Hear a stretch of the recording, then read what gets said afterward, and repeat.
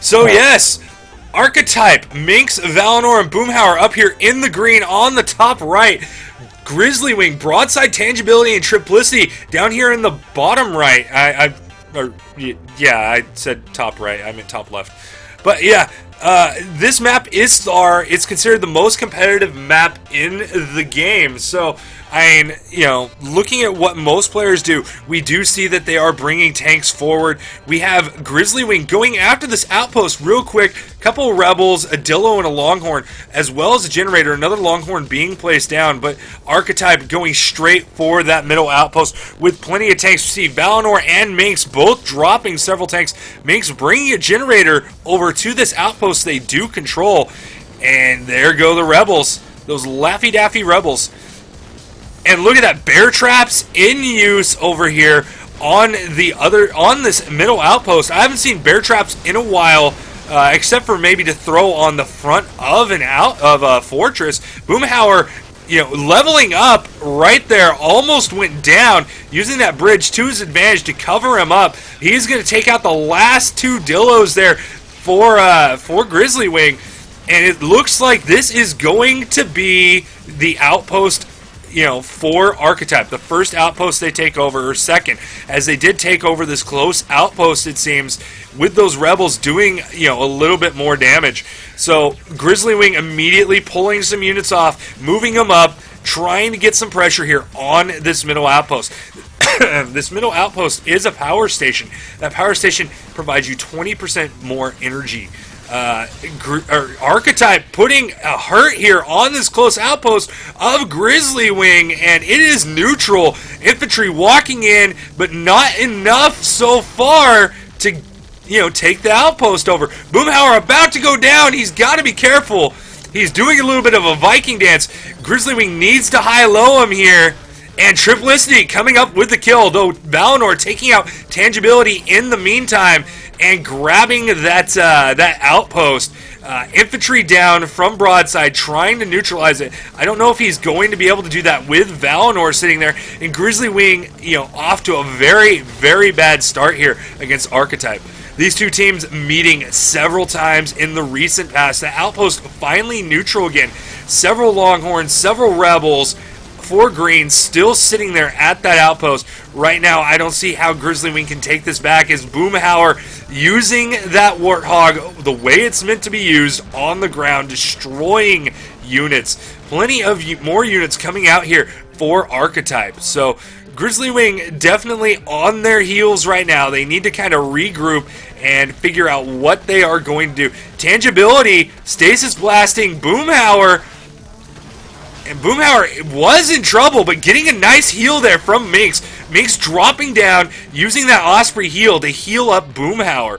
And we do see a little bit of harass here by Broadside on this close outpost here, this 9 o'clock outpost for Archetype. That infantry is down, and that Bulb's quickly moved back up. A couple Jackals dropped down, and Triplicity does not manage to make it back. Broadside coming in with his chopper, picking up those Jackals in no man's land right now. In trouble, gets triple teamed with a high-low. Boomhower picking up the kill right there.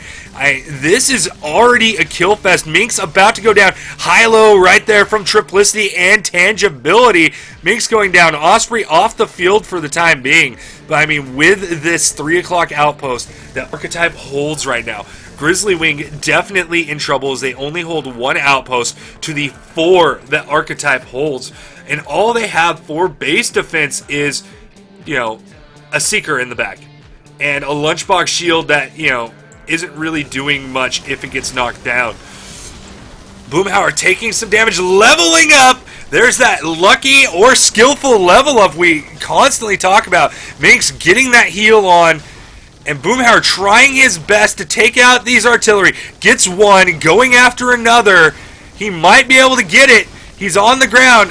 Oh, and Grizzly Wing high-low, or all-low him. All 3 players go, you know, taking out Boomhower. So Minx and Boomhower going down. We do have a power play as 2 players from Archetype were off the field. Grizzly Wing slowly pushing up at this point, rebuilding the artillery cluster that they were originally planning to build. You know, a Seeker in there is definitely going to help them. Boomhower bringing a Seeker of his own, but dropping it rather in a bad position as it is facing that Dillo. He does manage to take out one artillery. Minx in trouble now. They need to high-low. And there it is. There's the high-low. Minx going down as well. 2 units to that Seeker right there. So almost another power play. Where is Valinor, by the way? He's down here grabbing this factory. That factory is going to give him that bonus of 20% extra build speed. So now, not only do they, outnumber 5-1 on the outpost, they build units faster than Grizzly does. So Boomhower in trouble again. Broadside using those rockets. He needs to take out Minx first. That is rule number any type of game where there is a support class like an Osprey or a medic or a priest. You want to take out that healer first. Once you do, you can continue that DPS on whoever you wish to do that to. Right now, Minx heal getting blocked for a second by that salvage. Broadside taking out Boomhower again. Boomhower going with the Leroy Hogger. We usually talk about the Bomber and seeing the Bomber just kind of throw his life away, but right now, Boomhower with that Hog throwing a lot of credits and experience at Grizzly Wing with those deaths. And Minx doing that whole Osprey just kind of movement. As you can see, Valinor and Boomhower over here, a lot of infantry going into that outpost. They are going to take it back, but for a little bit there, it was neutralized. So moving back over here to this artillery war, we do see Minx kind of supporting, bringing out some artillery now, but with that Grizzly Wing artillery right there outnumbering the archetype artillery, it's going to be very hard for them right now to take care of that. But they do have the Osprey, the champion of the of the artillery, as Broadside doing a little bit of hero hog there on that front door, just kind of shooting it, making sure that they get a little bit of damage off so they don't get as many credits there at halftime. We are 2 minutes into quarter 2, so only 3 minutes till that halftime credit and heal. If he can manage to get a little bit more off, maybe negate a little bit more credits, they're definitely going to be, at an advantage. I do see 2 Longhorns moving out, and Grizzly has not seen this yet. Those are going to the undefended front door, but, Tangibility dropping a Longhorn, quickly taken out by Boomhower, trying to get that leveler. Boomhower saves it on a hot pickup. And Tangi most likely going to go down here, though he is getting a little bit of damage here on that fortress right now. He is going to get away, however, and those Longhorns going to do damage on that front door. Boomhower as well. He's going to take out that healer, and now he's going to do a bunch of damage to that front door. There go all those credits they're going to get at halftime. We're about at a quarter right now. If they get to a third, that means there is going to be no credits for Grizzly Wing at half. We do see Valinor doing a little bit of scouting on that 6 o'clock outpost. And, this is definitely a good game right here. A lot of people say that games develop into artillery wars. There is an artillery war on the map right now. However, it's really not the main focus of the game right now. Right now, it's Boomhower on that front door doing as much damage as he can. Really, Grizzly Wing needs to put some defenses out on their fortress right now. Otherwise, Boomhower are going to keep coming in, as we do see a Golly coming in as well. And Boomhower going to go down this time. No! Viking dancing, it does go down to Tangibility. You see that with so many players. Tangibility flew past Boomhower, got between him and his outpost, and that Golly's gonna go down. But in the meantime, it's distracting both Broadside and Tangibility. But Archetype failed to get in and actually do anything about that, as they did have a ninja drop on their front door. So as it is, both teams with health taken off their fortress. We're 1 minute out of quarter 2. So it's Boomhower on the front door again, doing more damage, taking out some of the defensive tanks there on the front door of that fortress. And Tangibility noticing, hey, our artillery cluster is down. Minx moving up, has a Bertha out, You can see that Bertha right there. That's going to do a lot of damage to those units. Very long range, very high splash DPS artillery. You can see just that Seeker almost gone. Slowly moving up those gullies. This outpost, I'm pretty sure, is going to be archetypes pretty soon. Broadside using his carry. Has to turn and burn. Getting chased down by Valinor. And goes down to... Broadside goes down to Minx. Valinor getting Triplicity, getting that kill. We do have a power play for Archetype right now. And they're not doing much about it. Tangibility shooting from the cliff, trying to neutralize the outpost. Managed to get 2 bulbs down there. Still an infantry doing some damage, but it is dead now.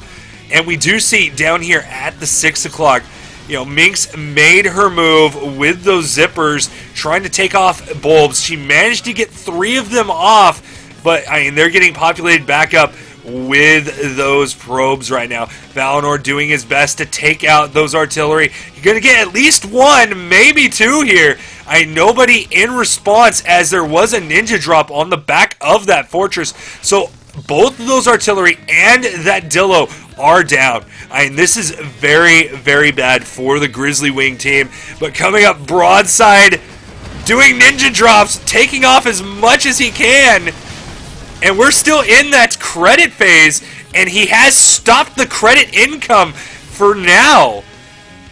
And still trying to, putting a little bit of DPS here on this this fortress, going to go down. But I mean, he stopped that that income from halftime.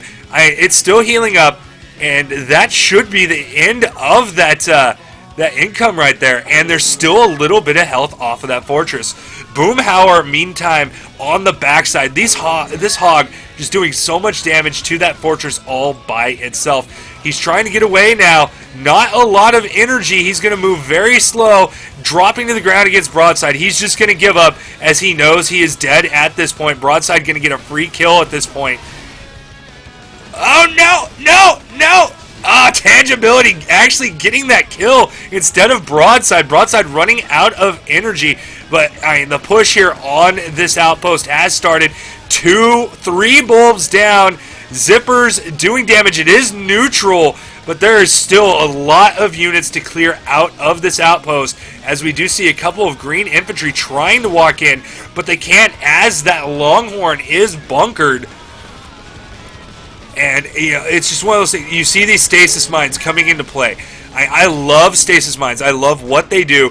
And definitely with those infantry, slowing them down a great deal right now. Helping out Grizzly Wing hang on to that outpost for the time being. But for how long is the question. We do have 2 Berthas firing in. Tons of Gollies getting moved up. This outpost, Grizzly Wing still holding off, but... oh, look at that. 3 Seekers coming in to that front door of that fortress with a Golly in tow. They're going to lose these Seekers if they don't micromanage them at this point.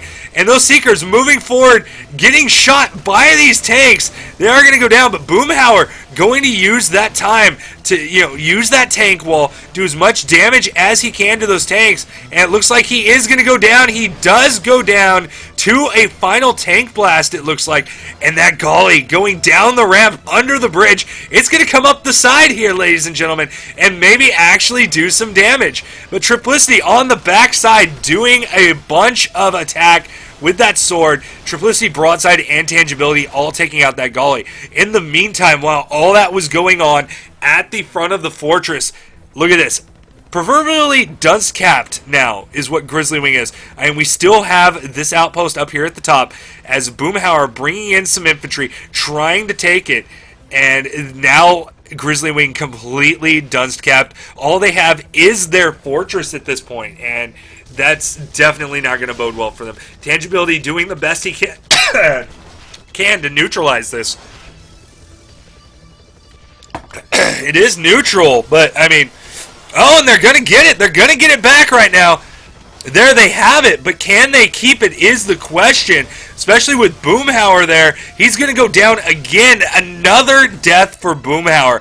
But as you can see, Minx moving those Gollies up, moving those Berthas up, and that Seeker 2 to protect them.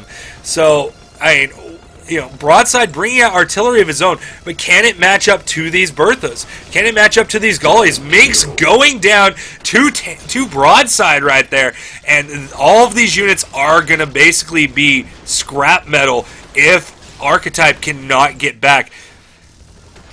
We do see Valinor moving up with a Longhorn, trying to take this outpost back, but there are a lot of credits about to be lost. You saw there the Bertha now with a weak spot on its backside. It makes it a lot easier to kill if you can get behind it. Broadside and Tangi doing all they can. Tangi almost down. Broadside about to die. Gets away before the stasis blast from Valinor. Great Viking dance right there from Broadside. And you can see the majority of those units there that Archetype did have are now gone. There's 2 Gullies. I believe only one of them is remaining from that cluster. So Minx using that heal ability to grab some needed credits. And Broadside going down with something in tow. Gets chased down by Valinor and Boomhower. So we almost had another front door drop on, a basically undefended fortress. I mean, there is a Gully and a couple of Jackals, but not enough to say stop some ninja drop Longhorns. And it does look like Archetype has taken back this outpost. So for the time being, we're going to see that dunce cap once again. And yeah, I mean, these two teams vying for that top spot going into Season 2 whenever we do get started. And I mean, it's such a great match right here. I mean, there is artillery involved, but it's not the focus of this match. It's just a support. It's just a support. A lot of hats though coming out. I do see 3 there. 2 Aegis to stop Broadside with his chopper. That's really going to hurt Grizzlywing right now, as they're not going to be able to use that capability of Broadside to basically gank air mechs that are on the ground. As it is right now, though, we do have that Bertha firing in. Another 2 Berthas there. And we do have Arties here from Grizzlywing. Broadside barely getting back with those rockets chasing him with just a sliver of health. And, these Arties, I don't think they're firing right now. I don't think any of the artillery... it looks like that Bertha did manage to fire, so it is going to hit this Bertha for Grizzlywing. But, I mean, Grizzlywing finally bringing Berthas out onto the table. You can look at that level difference. And it's 11-8 right now. And that's one thing. You saw earlier game, Archetype had levelers up here on these pads. It helped them out a lot to get that level advantage early game, and then later game they just kept it with those moneymakers and the generators. So Tangibility with a little weird micro. You'd expect him to kind of put those Dillos behind that Gully. Minx about to die, does manage to get back, saves that Gully for the time being, and no heal. It does look like Boomhower going down again, managing to take Tangibility for a 1-to-1 trade, doing a little bit more damage to those units, it seems, with his Warthog. That Warthog so just adept at killing units with its high DPS, killing air mechs in the air. One of the greatest, things for that Warthog is doing ground-to-air attack. I mean, he can do a lot of DPS to the air mechs in the air while they cannot hit him. We do see Boomhower about to die again, is going to go down there to Tangi, but Valinor with the double kill on Broadside and Triplicity.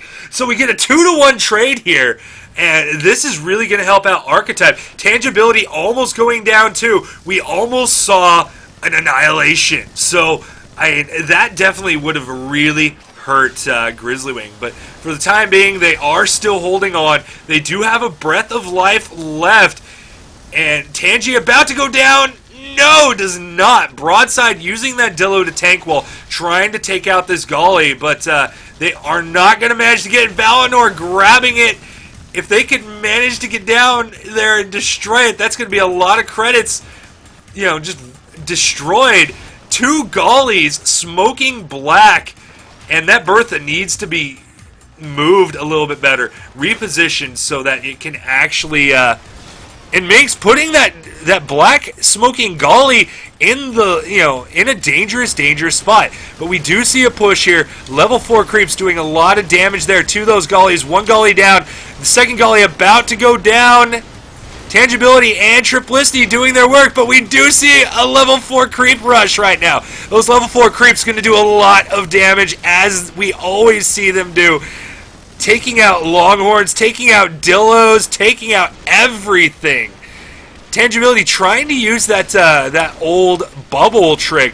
That bubble trick no longer exists, so we do have a Longhorn on the side of that fortress.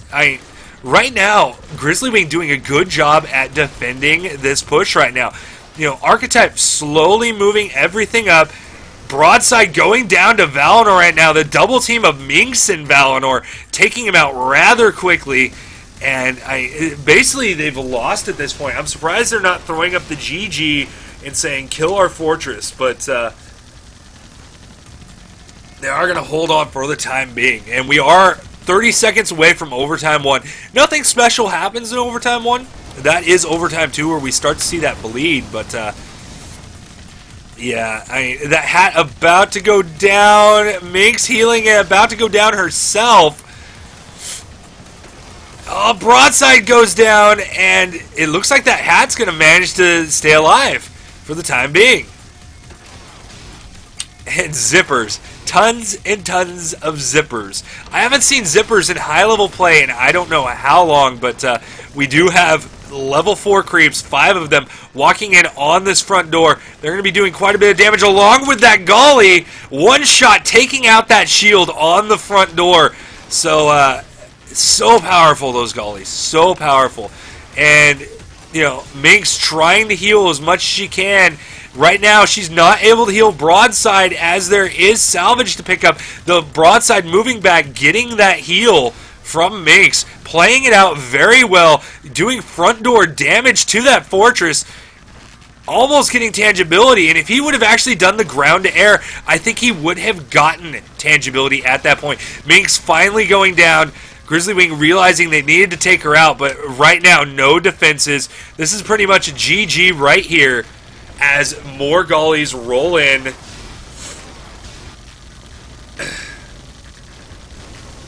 Boomhower not using that ground to air again on Tangibility. Tangibility probably had about 50 life left. If he would have just grazed him with his gun, Tangibility would have gone down. But we do have a Golly on that front door. Broadside taking the derp damage by standing in front of it. And we have more Gollies and more creeps coming in. A lot of air mech play right now, ladies and gentlemen. Valinor going down as well. So we're seeing Archetype go down. Zipper Rush! Is the Zipper Rush gonna win it for Archetype? Probably not, as Triplicity with that sword doing a lot of damage, but those are deploying runners as well. And this is it, ladies and gentlemen. The last bit of health ticking off of that fortress. And there it is. Game 1 goes to Archetype in a very hard-fought battle. Looking at the final stats here, it does look like Valinor going 9-4. The only person positive on Archetype, even with them getting the win, and the only other person positive is Tangibility with a 7-6.